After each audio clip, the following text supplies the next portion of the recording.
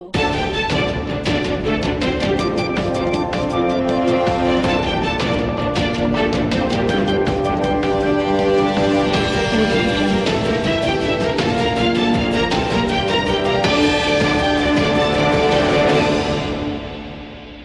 વિશ્વ ઉર્જા દિવસ નિમિત્તે મંત્રી શ્રી ઋષિકેશભાઈ પટેલનો સંદેશો સાંભળો। આજે 14 ડિસેમ્બર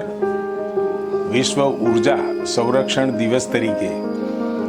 આખી દુનિયામાં આવતા સમયના પડકારો અને પડકારો માટે ઉર્જા બચાવવા માટે સંરક્ષણ કરવા માટે સમગ્ર દુનિયાની અંદર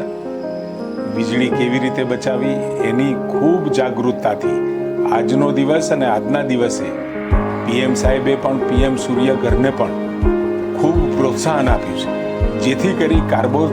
ઉત્સર્જનનું પણ આપણે ખૂબ માત્રામાં ઘટાડો કરી શકીએ અને ગુજરાત પણ અને 2027 સુધીમાં 10 લાખ જેટલા ઘરોને સોલાર વીજળી પેનલથી પણ આપણે સજ્જ કરવા માંગીએ છીએ, જેથી કરી લોકોને વીજળી સસ્તી મળે અને ઓછી વાપરવાવાળા લોકોને પણ સબસિડી આપી અને આ સંજોગોમાં જ્યારે વીજળીનું મહત્વ સમગ્ર દુનિયામાં વધી રહ્યું છે ત્યારે આપણે સૌ વિશ્વ ઉર્જા સંરક્ષણ દિવસ નિમિત્તે વીજળીનો બચાવ કરવાનો અને વીજળીના બચાવ દ્વારા જે પરંપરાગત રીતે જે વીજળી પેદા થાય છે એના કારણે પર્યાવરણને પણ નુકસાન થાય છે એ બચાવવામાં આપણે સૌ સહભાગી થઈએ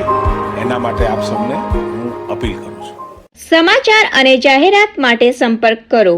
પ્રકાશ સોની 94 294 35 034, અલ્પેશ બારોટ 93 774 26 544। વિસનગર કે ન્યૂઝ।